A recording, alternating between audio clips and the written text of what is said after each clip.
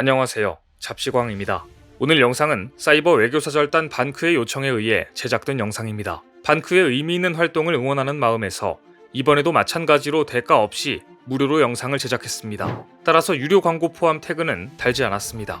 얼마 전 한국 국회의원들이 독도를 방문하자 일본은 항의와 재발 방지를 요구하는 등 어이없는 반응을 보였습니다. 일본 외무성 아시아 대양주 국장은 한국 국회의원들의 독도 방문과 관련해 주일 한국대사관 정무공사에게 전화로 도저히 받아들일 수 없으며 매우 유감이라고 강하게 항의하고 재발 방지를 요구하기까지 했습니다. 그러면서 다케시마, 즉 우리 독도가 명백한 일본의 영토라는 주장을 되풀이했습니다. 한국의 국민이 한국의 영토에 방문했는데 대체 무슨 문제인지 도저히 이해가 되지 않는데요. 이후 일본 기상청은 다시 한번 독도에 대한 도발을 감행했습니다. 지난 5월 8일 일본 기상청이 지진 소식을 전하면서 지도에 독도를 일본 영토로 표기해 놓은 게 화면에 잡힌 겁니다. 기상청이 올린 지도에는 울릉도와 독도 사이가 점선으로 사선이 그어져 있었습니다. 이것은 울릉도는 한국 땅, 독도는 일본 땅이라는 일본의 입장이 반영된 것입니다. 일본은 최근 이런 방식의 온라인 홍보를 강화하고 있는데요. 하지만 일본의 이런 행위는 오히려 한국인들의 독도 사랑을 가속화시키는 결과만 가져왔습니다. 대한민국 독도관리사무소는 독도 영유권 강화 방안의 하나로 지난 2010년부터 독도 땅을 밟았거나 배로 독도를 선회한 방문객이 신청하면 명예 주민증을 발급해주고 있습니다. 이런 방식으로 독도 명예 주민증을 발급받은 사람이 최근 드디어 10만 명을 넘겼습니다. 특히 올해 들어서는 독도를 방문하는 방문객이 더 늘어 독도 명예 주민은 더 빠른 속도로 증가 중입니다. 일본이 독도에 대한 도발을 하면 할수록 한국인들의 독도에 대한 관심은 더욱더 커지는 형국입니다. 뿐만 아니라 이제는 미국에서도 독도는 한국 땅이라는 사실을 인정하는 분위기가 형성되고 있습니다. 얼마 전 유명 래퍼와 미국을 대표하는 기업 구글에서도 한국 땅이라는 것을 인정한 겁니다. 100억 뷰의 주인공 래퍼 아르마니 화이트가 독도를 언급한 영상으로 화제를 모으고 있습니다. 얼마 전 아르마니 화이트는 유니버셜 뮤직 코리아 공식 소셜미디어 계정에 한국 팬들을 위해 준비한 영상을 공개했는데요. 영상 속 아르마니 화이트는 자신의 히트곡 가티드의 후렴구를 서울, 대전, 대구, 부산, 광주, 독도로 개사해 불렀습니다. 해외 아티스트 중 독도를 직접적으로 언급한 래퍼는 아르마니 화이트가 최초입니다. 해당 영상에는 많은 한국 팬들이 뜨거운 반응과 응원을 보내고 있는데요. 또한 최근 챗GPT의 대항마로 출시된 구글의 인공지능 챗봇 바드가 독도 영유권 논란에 대해 대한민국에 손을 들어줬습니다. 특히 바드는 일본이 독도에 대해 주장하고 있는 근거들은 한국보다 훨씬 더 약한 증거에 근거하고 있다고 날카롭게 분석해 눈길을 끌었습니다.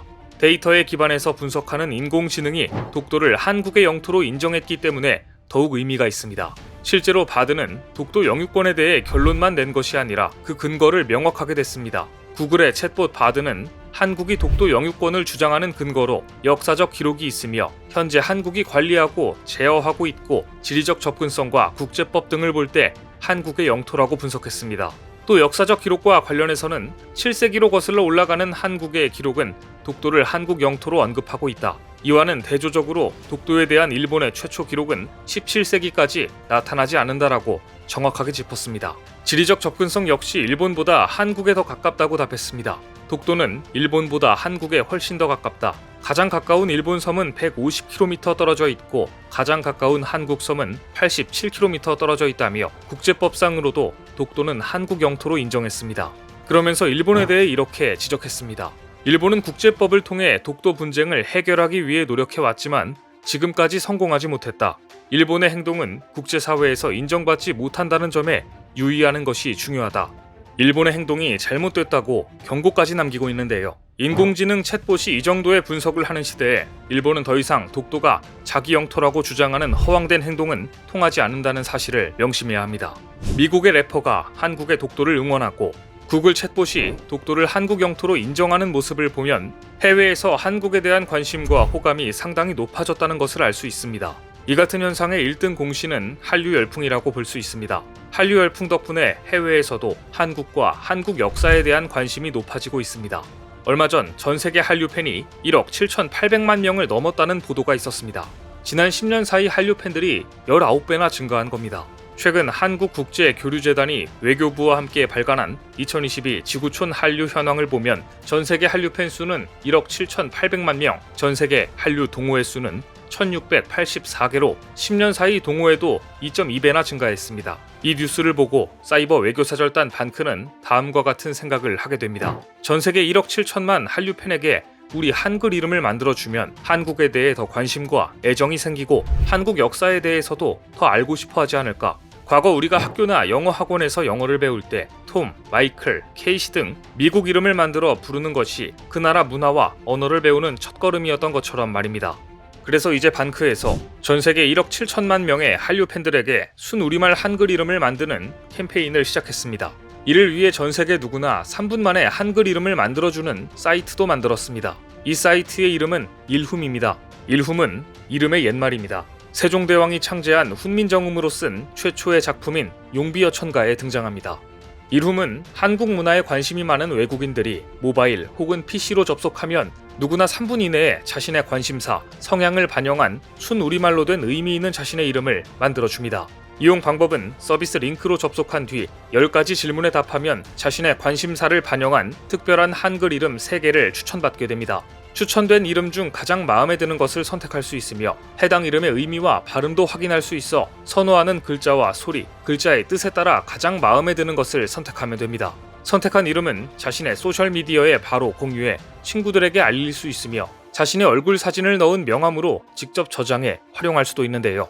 한류에 관심이 있거나 한국어를 공부하는 외국인이라면 누구나 한글 이름을 가지고 싶어 하지만 어떤 한글 이름을 지어야 할지 어려움을 겪거나 한글 이름을 짓더라도 서로 비슷하고 흔한 이름이거나 지인 추천으로 한순간 지어진 이름을 마음에 들지 않아 하는 경우가 많습니다. 하지만 일훔에 접속하면 자신에게 어울리는 특별한 의미까지 가진 한글 이름을 추천받을 수 있게 됩니다. 저희 애청자 여러분, 여러분도 반크의 한글 이름 지어주기 캠페인에 동참해 주시길 부탁드립니다.